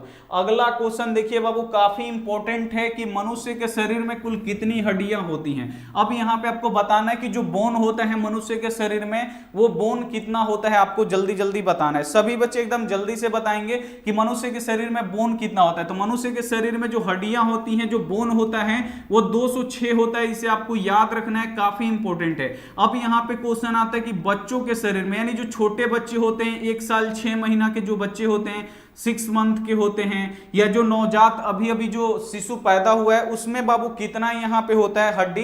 तो आपको याद रखना है, उनमें 300 प्लस हड्डियां होती है। आपको याद रखना है, जो बच्चे होते हैं, यानी जो छोटे छोटे बच्चे होते हैं, 6 महीना, 8 महीना, 3 महीना, उनमें 300 प्लस हड्डियां होती हैं। इसे आपको याद रखना है। और जो वयस्क मनुष्य होते हैं, यानी वयस्क किसको बोला जाता है? तो जो 18 साल के ऊपर के जो होते हैं उन्हें वयस्क बोला जाता है। उनमें कितनी हड्डियां होती हैं? तो 206 हड्डियां होती हैं। इसे आपको याद रखना है। नेक्स्ट क्वेश्चन आप लोग देखिए। चलिए इसका आप लोग आंसर बताइए। अभी हम आपको बताएं, सभी बच्चे जल्दी से एक बार बताएंगे इसका आंसर। सभी बच्चे आप लोग यहां पे बता दीजिए। चलिए जल्दी से एक बार आप लोग बता दीजिए इसका कि शुद्ध जल कैसा होता है। सभी बच्चे यहाँ पे बताएंगे बाबू कि शुद्ध जल कैसा होता है। तो शुद्ध जल बाबू कैसा होता है? तो शुद्ध जल उदासीन होता है। इसे आपको याद रखना है। सी वाला ऑप्शन यहाँ पे बिल्कुल इसे जाएगा, काफी इंपॉर्टेंट है। यानी शुद्ध जल कैसा होता है? न्यूट्रल होता है। शुद्ध जल का पीएच मान कितना होता है? 7 होता है। इसे आपको याद रखना है। अगला क्वेश्चन यहाँ पे देख लीजिए। अगला क्वेश्चन देखिए, 30 नंबर क्वेश्चन है बाबू कि 2 हल्के नाभिक जुड़कर एक भारी नाभिक का निर्माण करते हैं, उसे क्या कहते हैं? यानी 2 गो ऐसा छोटा छोटा नाभिक क्या होगा, जुड़ के एक भारी नाभिक का निर्माण करेगा, उसे हम लोग क्या बोलेंगे? जल्दी से सभी बच्चे यहां पे बताएंगे। जल्दी से आप लोग बताइए, इसे हम लोग क्या बोलते हैं? जब दो गो छोटा छोटा नाभिक एक बड़ा नाभिक का निर्माण करता है तो बाबू हम लोग क्या बोलते हैं, उसे नाभिकीय संलयन बोलते हैं। क्या बोलते हैं, नाभिकीय संलयन बोलते हैं। ए वाला ऑप्शन बिल्कुल इसी जाएगा। और जब एक बड़ा नाभिक क्या होता है बाबू, टूटकर दो गो छोटा छोटा नाभिक या दो गो से अधिक छोटा छोटा नाभिक का निर्माण करते हैं, उसे हम लोग बोलते हैं विखंडन या अपघटन। इसे आपको याद रखना है, नाभिकीय विखंडन या अपघटन बोलते हैं, इसे आपको यहां पे याद रखना है। ठीक है, याद रहेगा। जब दो छोटा छोटा नाभिक मिलकर एक बड़ा नाभिक का निर्माण करेगा तो उसे नाभिकीय संलयन, और जब एक बड़ा नाभिक क्या होगा, टूटकर दो छोटे छोटे नाभिक बनाएगा तो उसे हम लोग बनाएगा, उसे हम लोग क्या बोलेंगे, नाभिकीय विखंडन बोलेंगे। ठीक है, आपको याद रहेगा। नेक्स्ट क्वेश्चन आप लोग देख लीजिए। नेक्स्ट क्वेश्चन आप लोग बाबू बैटरी देखे हैं, बैटरी से किस प्रकार की धारा प्राप्त होती है। बैटरी को अगर हम छूते हैं, उसका तार भी छूते हैं तो हमको करंट नहीं मारता है, लेकिन जो एसी वाला होता है उसको छूते ही गनगना देता है। तो आपको बताना है कि बैटरी से किस प्रकार की धारा प्राप्त होती है, ये आपको बताना है। सभी बच्चे एकदम जल्दी बताएंगे कि जो बैटरी होता है इससे किस प्रकार की धारा प्राप्त होती है। तो बैटरी से आपको याद रखना है कि दिष्ट धारा प्राप्त होती है, इसे आपको याद रखना है। दिष्ट का मतलब क्या होता है बाबू, डीसी। डीसी किससे प्राप्त होता है, बैटरी से, यानी दिष्ट बैटरी से हमें दिष्ट धारा यानी डीसी प्राप्त होता है। और प्रत्यावर्ती धारा जो जनरेटर होता है उससे हमें एसी धारा प्रदान होता है। अब यहां पे क्वेश्चन आता है कि कौन सा धारा सबसे अधिक खतरनाक है। अगर क्वेश्चन आएगा कि कौन सा धारा सबसे अधिक खतरनाक है, तो आपको याद रखना है कि जो अल्टरनेटिव करंट है यानी जो एसी करंट है, ये सबसे अधिक खतरनाक होता है, इसे आपको याद रखना है। अगर ज्यादा वोल्टेज का लग गया तो आपको चिपका देगा तार में। चलिए नेक्स्ट क्वेश्चन यहां पे देखिए। नेक्स्ट यहां पे क्वेश्चन है कि प्रकाश के किरणों के समूह को क्या कहते हैं। अब यहां पे आपको बताना है कि प्रकाश के किरणों के समूह को क्या कहते हैं। जब प्रकाश की किरण एक साथ बहुत सारा आता है उसे हम लोग क्या बोलते हैं। सभी बच्चे यहां पे आंसर देंगे, ब्यूटी बहुत बढ़िया, जल्दी जल्दी आप लोग यहां पे आंसर दीजिए कि प्रकाश के किरणों के समूह को क्या कहते हैं। चलिए, तो प्रकाश के किरणों के समूह को हम लोग क्या बोलते हैं बाबू, किरण पुंज बोलते हैं। बी वाला ऑप्शन यहाँ पे क्या हो जाएगा, बिल्कुल एकदम राइट आंसर हो जाएगा। उसके बाद आता है बाबू किरण पुंज कितने प्रकार के होते हैं। तो किरण पुंज कितने प्रकार के होते हैं, 3 प्रकार के होते हैं। ये भी क्वेश्चन आता है, क्वेश्चन आ जाएगा कि किरण पुंज कितने प्रकार के होते हैं, 3 प्रकार के होते हैं, इसे आपको याद रखना है। नेक्स्ट क्वेश्चन आप लोग देख लीजिए। नेक्स्ट यहां पे क्वेश्चन है बाबू कि जो मछली होती है, जो मछली होती है ये श्वसन करती है। अब आपको बताना है कि जो मछली है इसका श्वसन कैसे होता है। सबसे पहले जानिए कि मछली जो होती है वो श्वसन कैसे करती है, किस भाग से, किस अंग से करती है। तो अपना गलफड़ा से श्वसन करती है, गिल से श्वसन करती है। और जो मछली होती है वो बहुत ही 2 घंटा 4 घंटा नीचे ऐसे पानी में रह जाती है, वो मरती नहीं है। ठीक है, तो क्यों नहीं मरती है, तो बाबू जो जल होता है, आप लोग देखिए जल का सूत्र क्या होता है, H2O होता है। यानी इसमें क्या होता है, जो जल होता है ये ऑक्सीजन से मिलकर बना होता है। तो जो जल में ऑक्सीजन घुला रहता है ना, जो जल में ऑक्सीजन घुला रहता है, उसी ऑक्सीजन को लेकर मछली भी श्वसन करती है।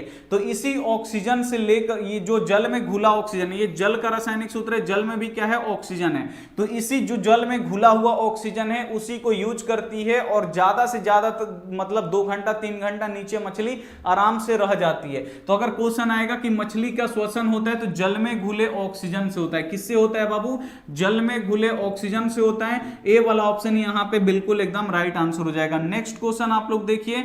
नेक्स्ट क्वेश्चन है बाबू ऊर्जा का एसआई मात्रक क्या होता है। ये आप लोग 9th में भी पढ़े होंगे, जल्दी से इसका आप लोग आंसर बताइए कि कार्य करने की क्षमता को ऊर्जा कहते हैं। किसे कहते हैं, तो कार्य करने की क्षमता को ऊर्जा कहते हैं। ऊर्जा का एसआई मात्रक क्या होता है बाबू हमारे, तो ऊर्जा का एसआई मात्रक जूल होता है, इसे आपको याद रखना है।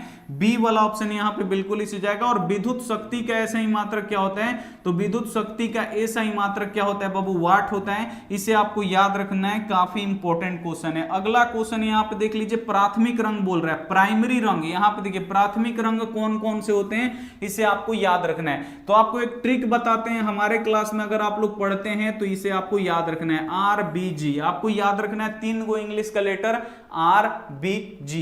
R का मतलब क्या हुआ बाबू, अपना रेड हुआ, और उसके बाद B का मतलब क्या हुआ बाबू, ब्लू हुआ, उसके बाद G का मतलब क्या हुआ, यहां पे ग्रीन हो गया। तो आपको याद रखना है RBG यानी लाल नीला हरा, ये तीनों क्या है बाबू, प्राथमिक रंग है। अगर क्वेश्चन आएगा कि प्राथमिक रंग क्या है तो आपको याद रखना है RBG।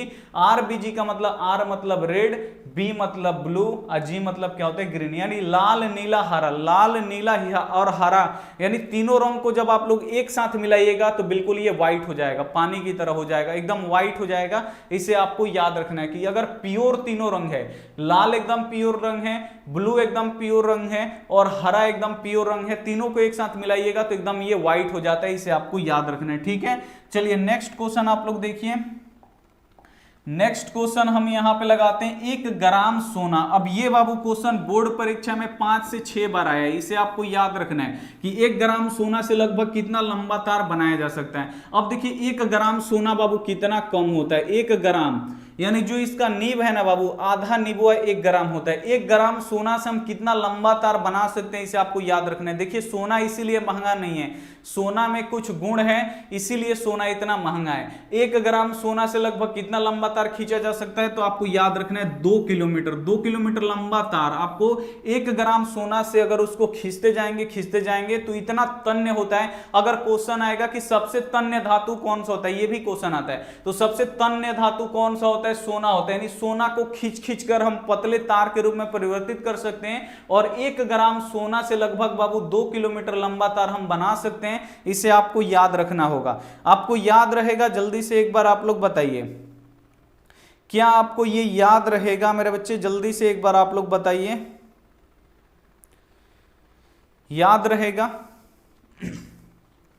बहुत बढ़िया। चलिए अगला क्वेश्चन देखते हैं। अगला क्वेश्चन यहां पे देख लीजिए। अगला क्वेश्चन है बाबू यहां पे 37 नंबर। 37 नंबर बाबू, वृक्क यानी किडनी का आकार कैसा होता है? सबसे पहले जानिए कि हमारे शरीर में किडनी कितना होता है। बाबू एगो इधर होता है, एगो इधर होता है, दोनों साइड किडनी होता है। तो क्वेश्चन आता है बाबू जो वृक्क होता है यानी जो किडनी होता है ये कितना होता है हमारे शरीर में, तो ये 2 होता है। किडनी का बाबू काम क्या होता है, तो जो हानिकारक हमारे शरीर में पदार्थ होता है उसको क्या करता है, बाहर निकालता है। बाहर वो पेशाब के रास्ते से क्या होता है, निकल जाता है। नहीं, जितना भी यूरिया है, जितने भी हमारे शरीर के अंदर कचरा है उसको क्या करता है, वो क्या करता है, साफ करता है, उसको पेशाब के रास्ते से बाहर निकाल देता है। तो आपको याद रखना है वृक्क का कार्य क्या होता है, तो उत्सर्जन का कार्य करता है। अब वृक्क जो होता है यानी जो किडनी होता है हमारे शरीर में बाबू कितना होता है, 2 होता है। इसका आकार कैसा होता है बाबू, सेम खाए हैं आप लोग, तो सेम का बीज निकालिएगा तो ऐसे निकलेगा। आप लोग निकालिएगा ना तो कुछ ऐसा निकलेगा, आप लोग ध्यान से दिखेगा, एकदम सेम के बीज। ये तो ऐसे हो गया, कैसे बनाए जी, ऐसे होता है कुछ, यहाँ पे कुछ ऐसे होता है, ऐसे एकदम सेम के बीज के समान होता है। तो आपको याद रखना है कि जो किडनी होता है जो वृक्क होता है उसका आकार कैसा होता है, तो बिल्कुल सेम के बीज के समान होता है। इसे आपको याद रखना है। नेक्स्ट आप लोग क्वेश्चन देखिए। नेक्स्ट यहाँ पे बाबू आप लोगों का क्वेश्चन है यहाँ पे 38 नंबर। 38 नंबर यहाँ पे आप लोग क्वेश्चन देखिए कि तेज प्रकाश में पुतली का आकार कैसा होता है। जल्दी से आप लोग बताइए कि अगर आप लोग तेज प्रकाश में जाइएगा, नहीं ज्यादा लाइट में जाइएगा ना, तो ये आपका आंख है। ध्यान से आप लोग देखिए, हम यहाँ पे आप लोगों का आंख बनाते हैं। ये हमारा हो गया, ये हमारा व्हाइट वाला पार्ट हो गया, यानी जो हमारा व्हाइट वाला पार्ट है ये हमारा व्हाइट वाला पार्ट होता है। इधर व्हाइट होता है और ये क्या होता है बाबू, एकदम ये व्हाइट है और ये ब्लैक होता है। ब्लैक के अंदर भी एगो क्या होता है बाबू, ब्लैक होता है। उसे ही हम लोग क्या बोलते हैं, पुतली बोलते हैं। आप लोग अपने दोस्त के या मम्मी पापा के आंख में देखिएगा तो छोटका जो होता है ना, काला के अंदर एक और काला एकदम छोटा सा होता है, तो उसको आप लोग देखिएगा ना तो इसे करेगा वो, ठीक है, फैलेगा सिकुड़ेगा, फैलेगा सिकुड़ेगा। तो आपको याद रखना है कि अगर आप लोग तेज प्रकाश में जाइएगा, बहुत लाइट में क्या चले जाइएगा तो ये जो पुतली है ये छोटा हो जाता है, क्योंकि तेज ज्यादा लाइट हो गया बाबू तो ये क्या हो जाएगा, ज्यादा जो आंख है ज्यादा लाइट सहन नहीं कर पाता, इसलिए 2-4 मिनट हम लोग ऐसे ऐसे करते हैं लाइट के आगे। जब क्या होता है हमारा पुतली सिकुड़ के छोटा हो जाता है, उसको कंट्रोल करता है, तब हम लोग देख सकते हैं ज्यादा लाइट में। अगर आप लोग ज्यादा लाइट में हैं, यानी आपका पुतली इतना छोटा हो गया है, क्या लिए आप लोग अंधेरा में जाइएगा तो आपको कुछ दिखाई नहीं देगा, क्योंकि आपका पुतली अभी छोटा है, इसमें लाइट कम जा रहा है। तो ये क्या होगा, अगर अंधेरा में जाइएगा तो पुतली का साइज क्या होता है, बढ़ जाता है। अगर आप लोग ज्यादा लाइट में जाइएगा तो पुतली का आकार छोटा हो जाता है। इसे आपको याद रखना है। तो तेज प्रकाश में पुतली का आकार कैसा हो जाएगा, छोटा हो जाएगा। इसे आपको याद रखना है। ए वाला ऑप्शन बिल्कुल इसे हो जाएगा। अब बाबू तेज प्रकाश, कम प्रकाश में क्या होगा, उसको प्रकाश चाहिए ज्यादा, जितना चाहिए उतना वो लेगा, तो क्या होगा कि अपने साइज को बढ़ा देगा। नहीं, ज्यादा प्रकाश आएगा तब हमको क्या दिखाई देगा, साफ दिखाई देगा। तो कम प्रकाश में पुतली होता है वो बड़ा हो जाता है, और ज्यादा प्रकाश में क्या होता है, उसको प्रकाश को रोकना होता है, तो रोकने के लिए क्या हो जाएगा, छोटा हो जाएगा। तो तेज प्रकाश में छोटा हो जाएगा और कम प्रकाश में क्या हो जाएगा, बड़ा हो जाएगा। इसे आपको याद रखना है, ठीक है। अगला क्वेश्चन देखिए, अगला क्वेश्चन बाबू ऐसे ही याद रखिए, मुजबानी के अयस्क में उपस्थित अशुद्धि को क्या कहते हैं। तो अयस्क में जो उपस्थित अशुद्धि होता है यानी जो कचरा होता है उसे हम लोग क्या बोलते हैं, गैंग बोलते हैं। इसे आपको याद रखना है, मोस्ट वीवीआई क्वेश्चन है। नेक्स्ट आप लोग देखिए, नेक्स्ट यहां पे क्वेश्चन है बाबू कि प्राकृतिक संसाधन निम्नलिखित में से कौन सा है। तो प्राकृतिक संसाधन क्या होता है, यानी जो प्राकृतिक के द्वारा बनाया गया है। अब यहां पे देखिए वन क्या है बाबू, वन कौन बनाया है, प्राकृतिक बनाया, हम तो बनाए नहीं है, तो ये प्राकृतिक संसाधन हो गया। जल कौन बनाया है, प्राकृतिक बनाया, जल हम बनाए हैं नहीं, ये प्राकृतिक के द्वारा बनाए, तो ये प्राकृतिक संसाधन हो गया। कोयला कौन बनाया है बाबू, तो कोयला ये भी प्राकृतिक के द्वारा बनाया गया है, कोयला भी ये क्या है, प्राकृतिक संसाधन है। नहीं, इनमें से सभी क्या है, प्राकृतिक संसाधन है। अगर हम बोल दें यहाँ पे साइकिल, साइकिल बाबू ये कैसा संसाधन है, तो आपको याद रखना है कि जो साइकिल है बाबू ये मानव ने बनाया, तो ये मानवकृत संसाधन है, इसे आपको याद रखना है। ये पेन किसने बनाया है, मानव ने बनाया, प्राकृतिक तो बनाया नहीं, तो ये क्या हो जाएगा हम लोग का मानवकृत यहाँ पे संसाधन हो जाएगा, इसे आपको याद रखना है। नेक्स्ट आप लोग क्वेश्चन देखिए, नेक्स्ट यहां पे बाबू क्वेश्चन है कि हीरा किसका अपरूप होता है, और ये भी क्वेश्चन बोर्ड परीक्षा में आता है बार बार। याद रखना है कि हीरा जो होता है ये किसका अपरूप होता है, तो आपको याद रखना है कि जो हीरा होता है ये कार्बन का अपरूप होता है, यानी जो कोयला होता है उसी के साथ ही निकलता है। कोयला भी कार्बन का अपरूप होता है, ठीक है, कोयला हीरा सब एके में निकलता है। तो आपको याद रखना है कि जो हीरा है बाबू ये कार्बन का अपरूप है। कार्बन कैसा होता है, तो ये अधातु होता है, इसे आपको याद रखना है। बार बार क्वेश्चन आता है कि कार्बन कैसा है, तो कार्बन अधातु है, इसे आपको याद रखना है। और जो हीरा भी होता है ये भी अधातु होता है, इसे आपको याद रखना है। नेक्स्ट आप लोग देखिए, नेक्स्ट क्वेश्चन हम यहाँ पे लगाए हैं लोहा, सॉरी यहाँ पे देखिए क्वेश्चन है कि लोहा की परमाणु संख्या कितनी होती है। ये भी क्वेश्चन आता है बोर्ड परीक्षा में कि लोहा का जो परमाणु संख्या कितना होता है। आपको 1 से लेके 30 तक परमाणु संख्या आपको याद रखना है, क्योंकि इससे 2 क्वेश्चन आ जाता है। लोहा का परमाणु संख्या कितना है, सोडियम का कितना है, सोना का कितना होता है, अल्युमिनियम का कितना होता है, ये सभी क्वेश्चन आते हैं। तो यहाँ पे क्वेश्चन पूछ दिया लोहा का परमाणु संख्या कितना होता है, तो ये पीरियोडिक टेबल में से आपको याद रखना पड़ेगा। लोहा का जो परमाणु संख्या होता है ये 26 होता है। डी वाला ऑप्शन यहाँ पे बिल्कुल इसे हो जाएगा, सब आपको पढ़ाया जाएगा। अभी थोड़ा थोड़ा कभी कभी हम ऑब्जेक्टिव ला रहे हैं, क्योंकि सब चीज यहाँ पे बराबर साथ में चलता रहे, आप लोगों का तैयारी होते रहे। सब्जेक्टिव भी पढ़ रहे हैं, ऑब्जेक्टिव भी पढ़ रहे हैं, चैप्टर वाइज भी हम लोग स्टार्ट कर दिए, पढ़ाई एकदम हो रहा है, बस आपको पढ़ना है। 43 नंबर क्वेश्चन है कि दही किस कारण से जमता है। अब यहाँ पे आपको बताना है, हम लोग जो दही खाते हैं, दही किससे बनता है, दूध से बनता है। और दूध में क्या किया जाता है कि जो पिछला दहिया होता है उसी को डाल देते हैं तो ये जम जाता है। तो पिछला दहिया में बाबू क्या होता है, उसमें एक बैक्टीरिया होता है लैक्टोबेसिस, ठीक है।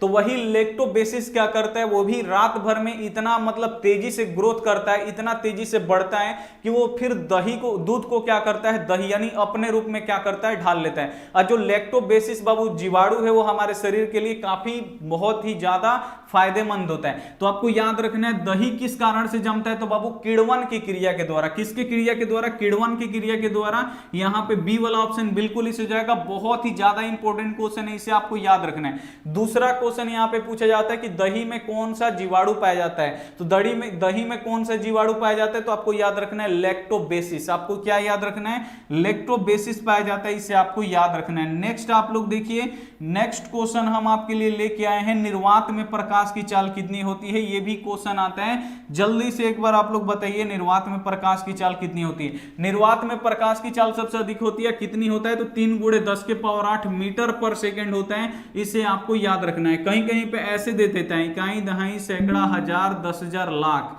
किलोमीटर पर सेकंड। तो आपको कंफ्यूजन में नहीं रहना है। अगर किलोमीटर पर सेकंड देगा तो ये आपको 3 लाख किलोमीटर पर सेकंड, अगर मीटर प्रति सेकंड में देगा तो आपको याद रखना है 3 × 10⁸ मीटर प्रति सेकंड। ये मीटर प्रति सेकंड है और ये किलोमीटर है, ठीक है, आपको यहां पे याद रखना है। अगला क्वेश्चन देखिए, ज्यादा क्वेश्चन नहीं है, अब 6 क्वेश्चन है, काफी आप लोग ध्यान से पढ़िए। क्वेश्चन है यहाँ पे कि कार्य करने की क्षमता को क्या कहते हैं। सभी बच्चे यहाँ पे बताएंगे कि कार्य करने की क्षमता को क्या कहते हैं। तो कार्य करने की क्षमता को क्या कहते हैं बाबू, ऊर्जा कहते हैं। ऊर्जा का ऐसा ही मात्रक क्या होता है बाबू, जूल होता है, इसे आपको याद रखना है। क्वेश्चन ये भी आता है, कार्य करने की क्षमता को ऊर्जा कहते हैं और ऊर्जा का ऐसा ही मात्रक क्या होता है, जूल होता है, इसे आपको याद रखना है। बल का ऐसा ही मात्रक न्यूटन होता है और शक्ति का ऐसा ही मात्रक वाट होता है, इसे आपको याद रखना है। नेक्स्ट क्वेश्चन आप लोग देखिए, नेक्स्ट क्वेश्चन हम यहाँ पे ला दिए आप लोगों का। नेक्स्ट क्वेश्चन जो है बाबू कि निम्न में से कौन विद्युत रोधी पदार्थ है। अब देखिए आपको समझ में नहीं आएगा कि विद्युत रोधी क्या होता है, चालक क्या होता है। तो देखिए आप लोग यहाँ पे ध्यान से अगर बातें अगर हमारा सुन लीजिएगा ना बाबू ठीक से, तो आपको याद हो जाएगा। विद्युत रोधी क्या होता है, तो जिससे विद्युत नहीं, यहाँ पे दिख रहे हैं रोधी, रोधी का मतलब ये रोकेगा, यानी विद्युत धारा को प्रवाह नहीं करने देगा। जैसे ईंट हो गया, पत्थर हो गया, कपड़ा हो गया, चमड़ा हो गया, ये सभी क्या है, विद्युत रोधी पदार्थ है। ठीक है, ये क्या करता है बाबू कि विद्युत धारा के प्रवाह को रोकता है। तो इसमें पूछ रहा है कि विद्युत रोधी पदार्थ कौन है। तो लोहा से करंट लगता है, करंट जाता है, सोना से भी जाता है और यहाँ पे ग्रेफाइट से भी जाता है। ग्रेफाइट एक ऐसा अधातु है बाबू जो विद्युत का सुचालक होता है, आपको याद रखना है। लेकिन जो कागज होता है बाबू ये विद्युत रोधी पदार्थ होता है। तो यहाँ पे क्या हो जाएगा, डी वाला ऑप्शन यहाँ पे बिल्कुल ही हो जाएगा। क्वेश्चन है बाबू कि कौन विद्युत रोधी पदार्थ, यानी किससे विद्युत धारा प्रवाहित नहीं होता है, तो कागज से नहीं होता है। अगर कागज, अगर कॉपी आप लोग लीजिएगा, तार को ऐसे छुइएगा जहां पे कटा रहेगा तो आपको करंट नहीं लगेगा। ठीक है, अब ये नहीं कि आप लोग जाके छूने लगे, तो ये गलत बात है। ये क्या है बाबू, जो कागज होता है ये विद्युत रोधी पदार्थ होता है, इसे आपको याद रखना है। नेक्स्ट क्वेश्चन आप लोग देखिए, नेक्स्ट बाबू यहाँ पे आपका जो क्वेश्चन है वो स्विच किस तार में लगाया जाता है आपको बताना है। तो जो स्विच होता है बाबू ये किस तार में लगाते हैं, तो जो स्विच होता है आप लोग जानते हैं, जो बटन होता है लाइट ऑन ऑफ करने वाला उसे स्विच बोलते हैं। और जो स्विच होता है बाबू इसे गर्म तार में लगाते हैं। गर्म तार क्या होता है बाबू, तो गर्म तार वो होता है जिसमें करंट रहता है। और गर्म तार का रंग कैसा होता है, तो आपको याद रखना है लाल। ये क्वेश्चन आता है कि गर्म तार का रंग कैसा होता है, लाल होता है। ठंडा तार का रंग कैसा होता है, बोर्ड परीक्षा में आता है बाबू, आपको याद रखना है। ठंडा तार का रंग काला होता है, इसे आपको याद रखना है। जो अर्थ तार होता है, न्यूट्रल तार होता है, यानी जो भू संपर्क तार होता है, इसका रंग कैसा होता है, तो हरा होता है, इसे आपको याद रखना है। काफी इंपॉर्टेंट क्वेश्चन है। गर्म तार का रंग लाल, ठंडा तार का रंग काला और जो अर्थ यानी न्यूट्रल तार होता है वो हरा होता है, इसे आपको याद रखना है। नेक्स्ट आप लोग देखिए, अगला क्वेश्चन है बाबू 48 नंबर कि दाढ़ी बनाने में किस दर्पण का प्रयोग किया जाता है। तो दाढ़ी बनाने में सभी बच्चों को पता है कि दाढ़ी बनाने में हम अवतल दर्पण का प्रयोग करते हैं।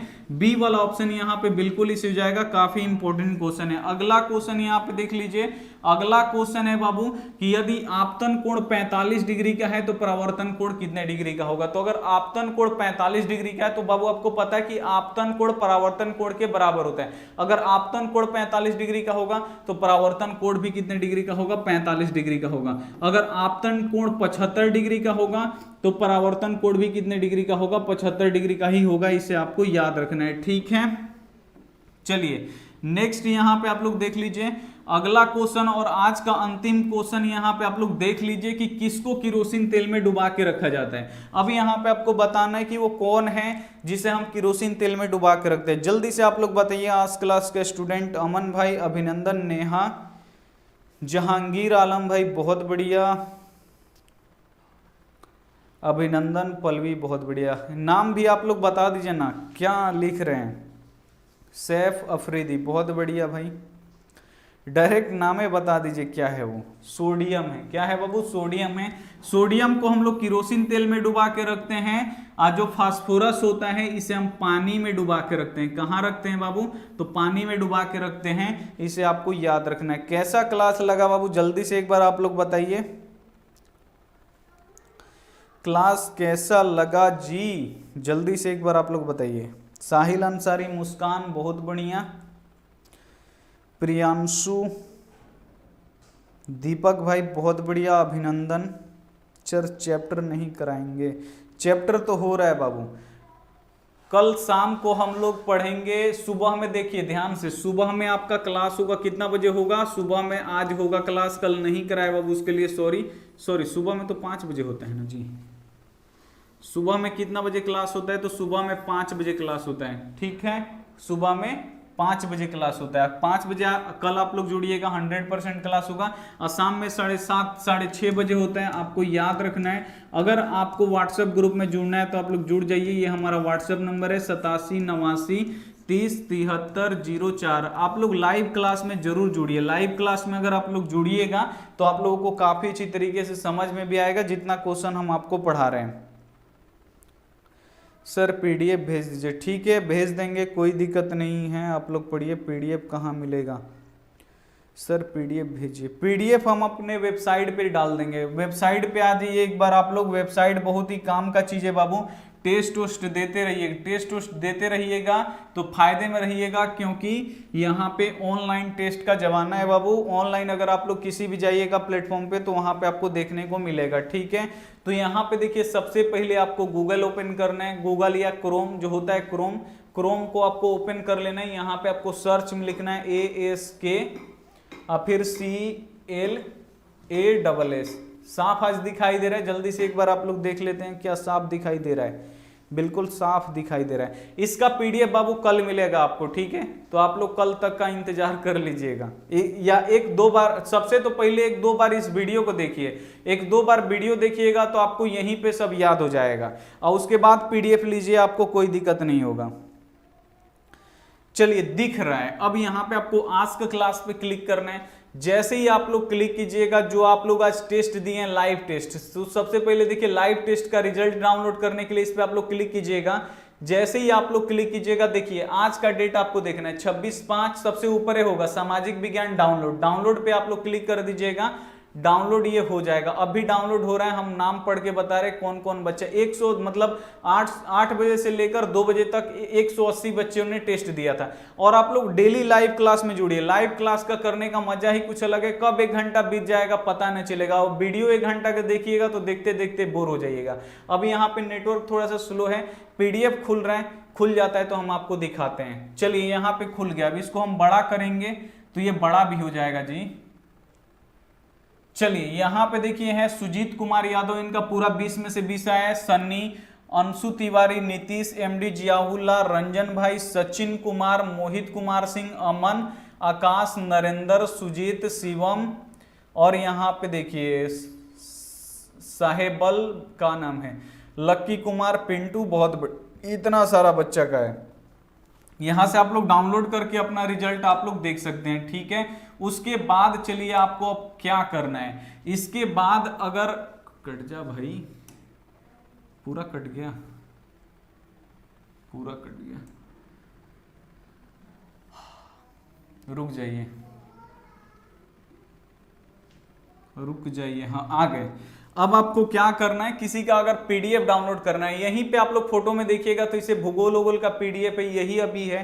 कल पीडीएफ अपडेट करेंगे आपको दिखाई देगा। इस पे आपको क्लिक करना है। जैसे आप लोग क्लिक कीजिएगा ये आएगा कुछ खोलने वाला, इसे आप लोग खोल दीजिएगा। उसके बाद आप लोग कट करिएगा कि बार बार नहीं आएगा। भूगोल पे हम क्या करेंगे, क्लिक कर देंगे और नीचे आएंगे। बाबू इसे आप लोग पढ़िएगा, बहुत अच्छा अच्छा बात लिखते हैं, आप लोगों को पढ़ना है। भूगोल नीचे आइएगा तो यहाँ पे देखिए भारत संसाधन उपयोग पीडीएफ लिंक, लिंक पे क्लिक करिएगा, पीडीएफ आपका डाउनलोड हो जाएगा। जो मॉडल पेपर पढ़ाए इसका भी पीडीएफ हम आपको देंगे कल, क्योंकि इसको फिर आंसर करने में थोड़ा सा टाइम लगता है। और डेली लाइव टेस्ट बाबू आपका यहाँ से होगा। देखिए थोड़ा सा नीचे आइएगा, यहाँ पे लिखा रहेगा, यहाँ से आप लोग लाइव टेस्ट दे सकते हैं और रिजल्ट हमसे ले सकते हैं। और टेस्ट का समय क्या है, 8 बजे सुबह से 2 बजे दिन के बीच में, जब भी आप फ्री होते हैं आइए वेबसाइट पे टेस्ट दीजिए। डेली लाइव टेस्ट पे आप लोग क्लिक कीजिए, क्लिक कीजिएगा। आज का डेट का आप लोग देखिएगा, आज 26 तारीख है, देखिए 26। यहाँ पे सामाजिक विज्ञान, इस पे आपको क्या करना है, क्लिक करना है। अब टेस्ट का समय खत्म हो गया है बाबू, तो ये सही गलत आपको बताएगा। ठीक है, अब आपको क्या करना है, नीचे आना है।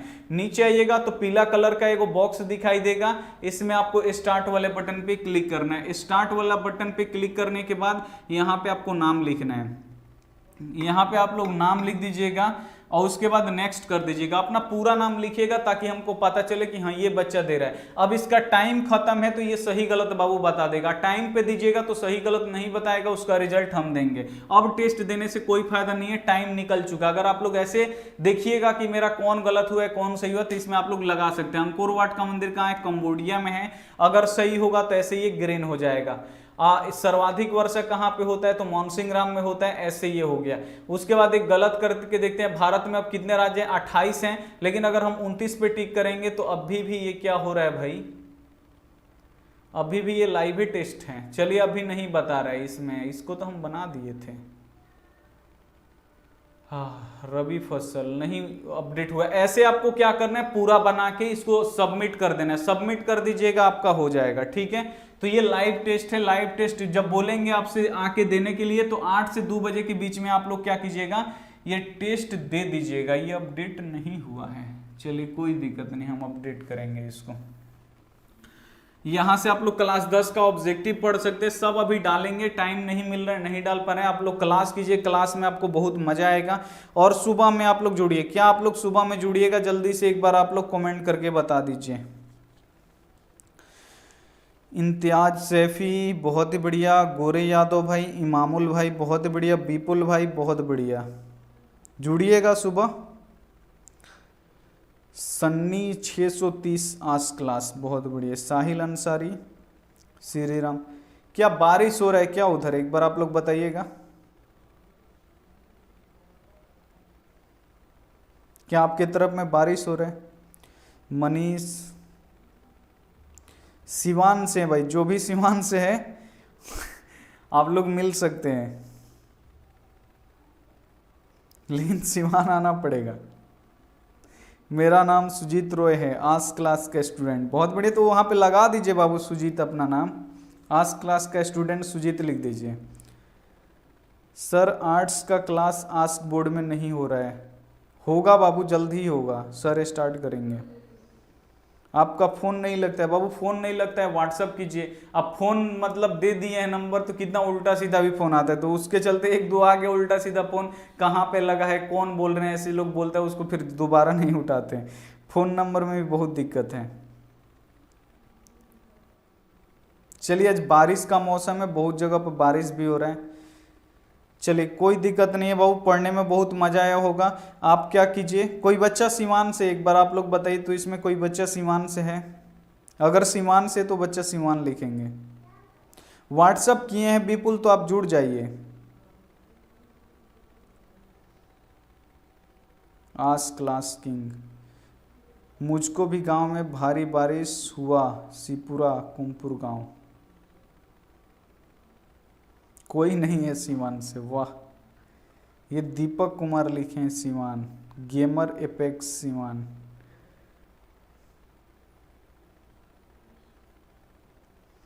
चलिए तो बाबू मिलते हैं सुबह। सुबह क्या होगा, तो रसायन शास्त्र का जो पहला चैप्टर सब्जेक्टिव पढ़ा के छोड़े हैं उसी का ऑब्जेक्टिव कराएंगे।